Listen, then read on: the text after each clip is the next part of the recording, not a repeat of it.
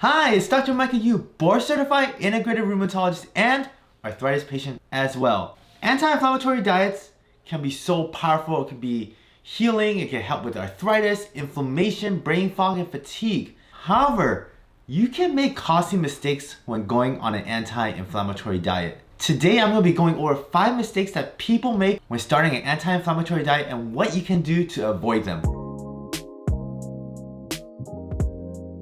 Before I dive into the 5 mistakes of going on an anti-inflammatory diet that you can avoid, let's talk about what an anti-inflammatory diet is. Well, anti-inflammatory diets can be anywhere from a vegan diet to a Mediterranean diet or even an autoimmune protocol diet or paleo diet. So it's a diet that's filled with fruits, vegetables, whole grains, and nuts and seeds, and some animal products. There are different types of anti-inflammatory diets that you might be on.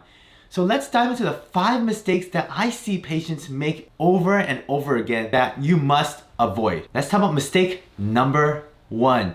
Ditching food cold turkey without a game plan or replacement. When people hear inflammation, they think I gotta cut out dairy, I gotta cut out gluten, I gotta cut out my soda and sugary foods. Yeah, you might wanna cut out sugary foods. However, you have to understand the consequences. If you're eating these foods on a regular, especially ultra processed foods, sometimes your body could be addicted to them. And plus, gluten has great B vitamins that you are benefiting from. And maybe dairy has calcium as well. Sometimes if you go cold turkey without having a backup plan on how to replace these foods, sometimes you can get very cranky, upset, irritable because the foods that you love to eat are now gone. So what I like to tell patients is ease in gradually.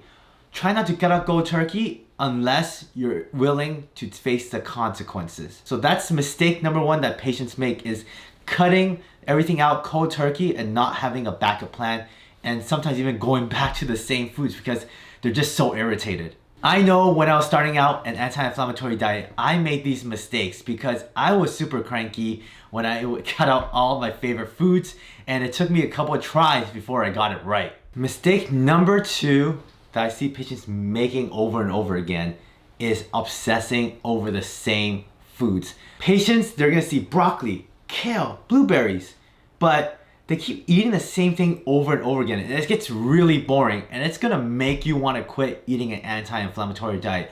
Plus, you can miss out on vital nutrients that you need to keep your body going. Some patients crash and they get fatigued because they're missing the nutrients like B vitamins, magnesium, calcium that they need to sustain life with. And there's no joy when you're eating the same 5 foods over and over again.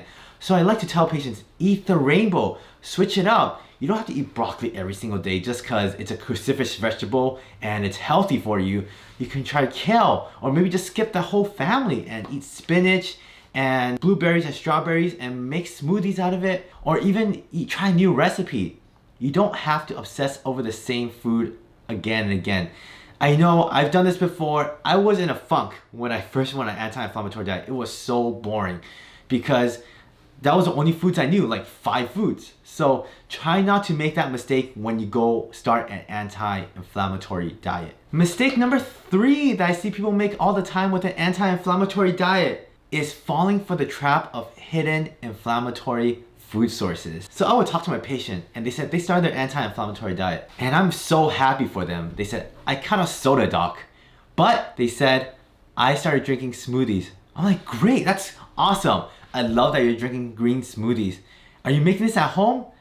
And they say, no, I'm not making it. I'm buying it from the grocery store. So one thing that you need to be clear about is that the smoothies at the grocery stores that are in the little bottles, they're filled with sugar. Patients don't look at the back label. Sometimes they fill the fruit juices. This is a hidden inflammatory trap, is not getting things as whole foods or not making it at home and falling for the trap that something says smoothie on a bottle and thinking it's healthy, but it's filled with sugar in there. So sometimes it's just as bad as drinking soda.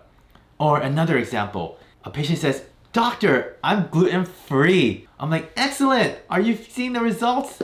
They're like, not yet. They tell me, but I'm also eating gluten-free crackers. Well, gluten-free crackers is still very processed as well. So when you're avoiding gluten, you want to avoid all the ultra processed foods that are also gluten-free as well, because that might be just as bad as eating a gluten processed food. So when you go gluten-free, you want to opt for gluten-free, unprocessed foods that are whole foods. So be careful of falling for these traps with hidden sugars, hidden ultra processed sources of foods. Mistake number 4 that I see patients make with an anti-inflammatory diet is avoiding all types of fat. Not all fat is bad for you. I see patients coming in and say, hey doctor, I'm eating chicken, I'm eating other types of foods, I'm avoiding all fat. Fat isn't necessarily bad for you. You can have olive oil. Olive oil is part of an anti-inflammatory diet. And also there's good fats as well. Salmon, walnuts, nuts. Some people say, well, I'm avoiding all nuts because I'm scared of lectins. Well, lectins aren't necessarily inflammatory. It's very patient dependent. And plus, having no fats is kind of boring. So you want to have some type of fat in your diet, and it helps keep the calorie up. I see a lot of patients, sometimes they go on a very restricted diet for many months, and they're losing 30 pounds, 20 pounds, and their BMI, they're underweight. You don't want that to happen to you. So you want to try to incorporate healthy fats into your diet if you can. Number 5 is quitting too soon and doing a yo-yo diet. A yo-yo diet is a diet that when patients, they go on an anti-inflammatory diet 1 week and they go back to their old foods another week. You don't want to do that. If you're going to go on an anti-inflammatory diet, you want to do it consistently. You want to do it for at least a couple months. And I see patients and friends and family, they quit way too soon. They say, I did an anti-inflammatory diet for 2 weeks or 1 week. I didn't see any difference in my situation, in my disease. I still get fatigued and brain fog. The immune system sometimes doesn't work that fast. And if you're doing a yo-yo diet, it's not gonna work at all. Because the immune system, every time you eat an anti-inflammatory food, perfect, it's helping the body. But the week after you're eating a pro-inflammatory food, it might set you back 1 week, 2 weeks, or even 3 weeks. So you don't want to quit too soon, and you definitely don't want to do a yo-yo diet. So you want to stick with it for at least a couple months. So these are the 5 mistakes I see people do when they go on an anti-inflammatory diet. I'm also on an anti-inflammatory diet myself. And when I first started my journey, I was on a pretty restrictive diet, but I was still eating a whole food, plant-based diet. So I understand how hard this can be. And I see patients coming to me on an anti-inflammatory diet every day. And I also put my patients on an anti-inflammatory diet as well. So if you're on an anti-inflammatory diet, stick with it. You can potentially see incredible results. So what mistake have you made when going on an anti-inflammatory diet? And what anti-inflammatory diet are you on? And if you want to hear more about diet and nutrition, please don't forget to hit the subscribe button and please comment and like below. And if you want to see me at my clinic, you can go to www.drlifestyle.org. So together, we can move better, feel better, and let's beat inflammation together.